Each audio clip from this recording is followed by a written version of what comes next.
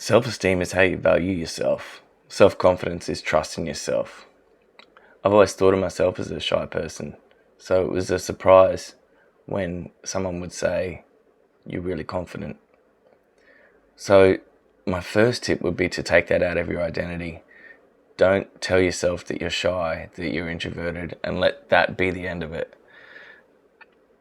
There'll be areas in your life that you are confident in. There'll be areas in your life that you are good at doing things, and you'll be confident and you'll be able to exude that confidence, or at least a little bit, throughout your life. And you'll find those things that'll be your hobbies or your passions or whatever you're really good at. And so part of me doing these videos is showing to myself that I am confident and I can share my thoughts and observations with the world. Self-confidence and self-esteem can be developed over time, but they can also diminish through circumstances or a lack of self-awareness. So if it can be diminished, it can be developed. So how do you develop it?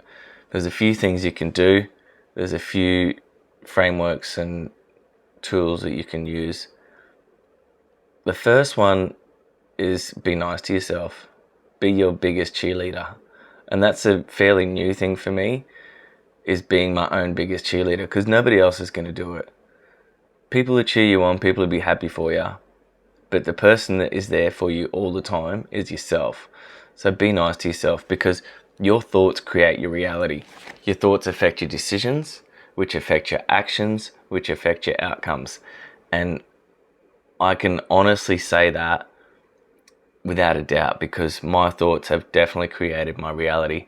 The more negative I thought, the more negative my reality was. As I started to think more positively, and I think positive thoughts on a more regular basis, my reality takes a different turn. It creates better decisions, better outcomes, and a better reality. But it also creates high quality thoughts lead to high quality decisions. So you're making better decisions, and then when you make those better decisions, that leads to better opportunities.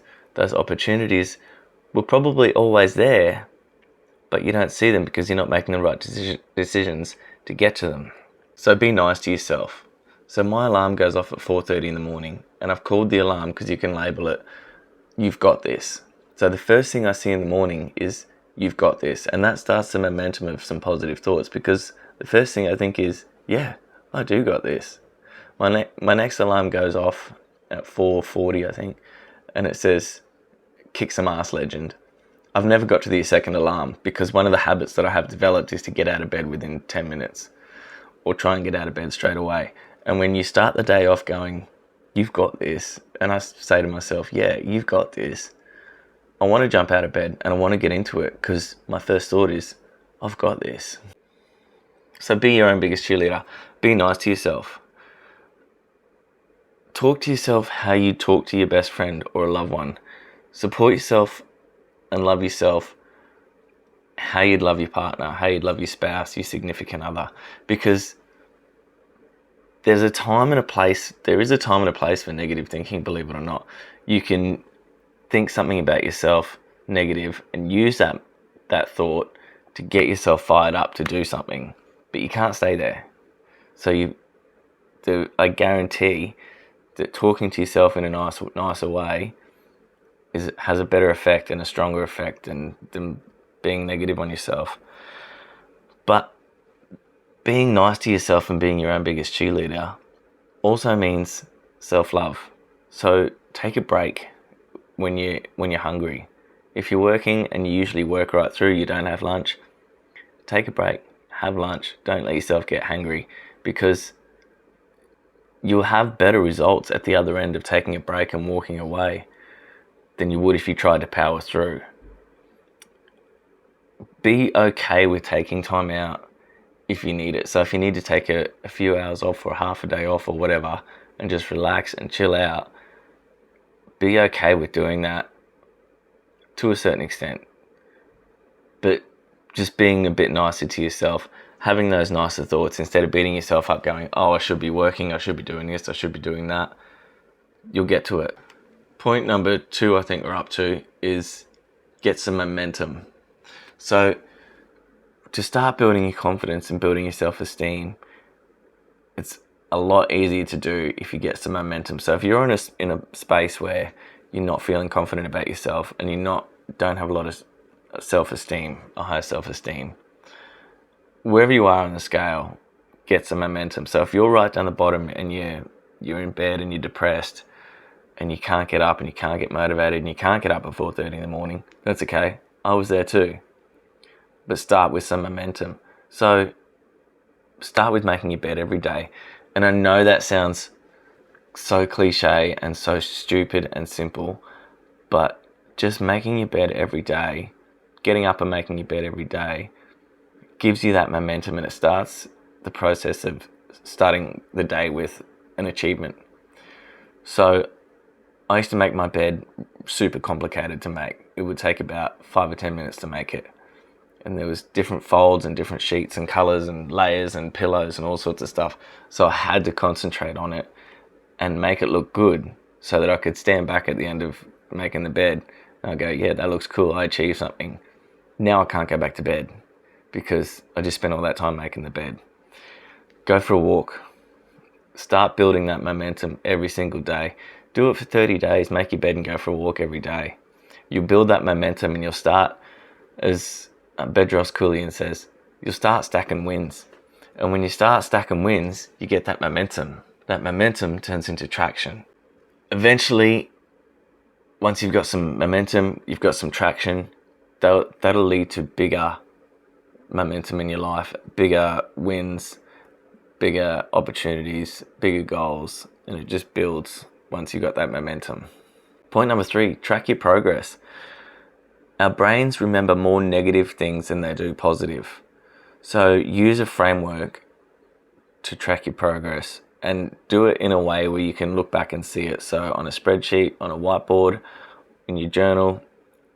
I have a couple of different frameworks. So one is a scoring system for different areas of my life, which are health, wealth, relationships, goal, life progression, and spirituality or growth.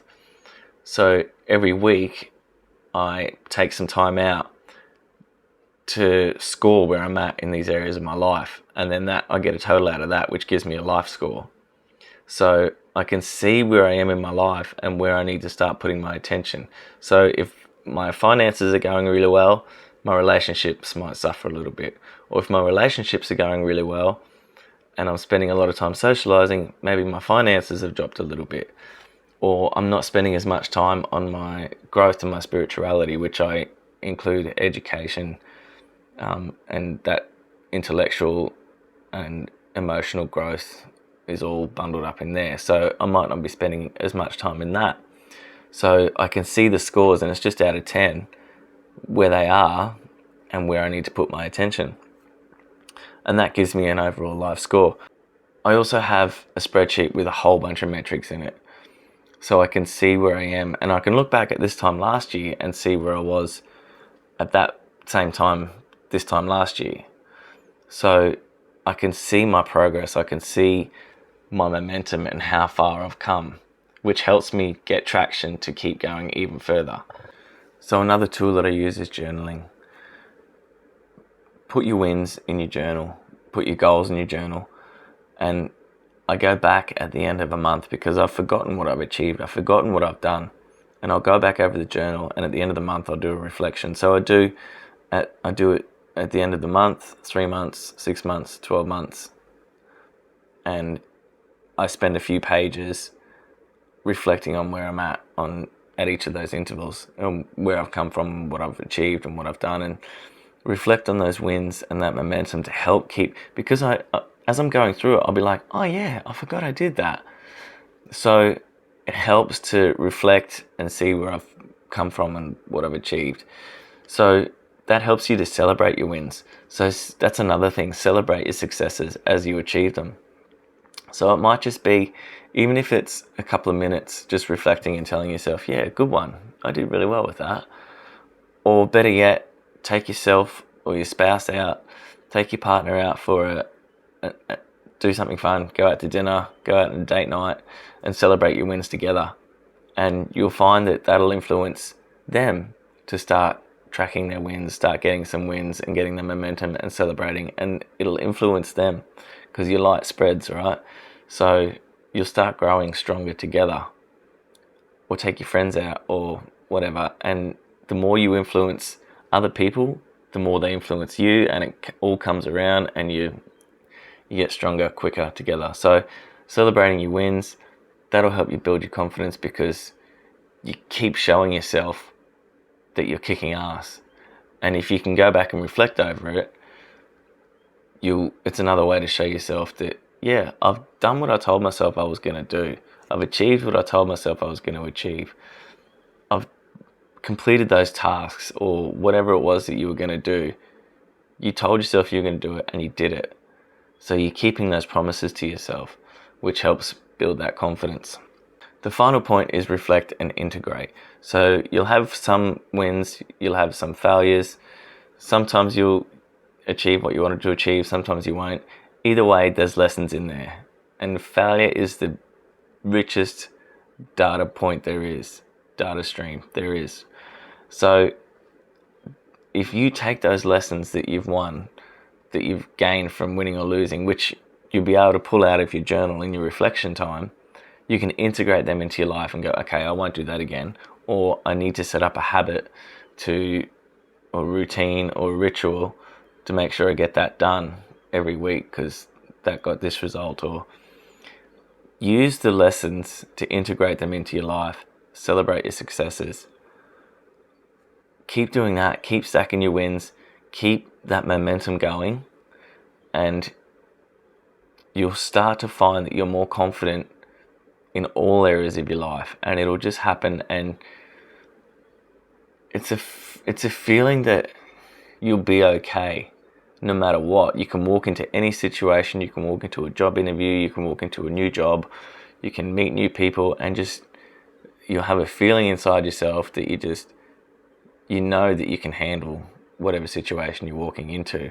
And there's a real freedom in that. There's a real peace in that, because no matter what, you'll be all right, because you know how much you've done before, how much you've achieved before, how much you've gone through before and made it out of those situations, made it through those things.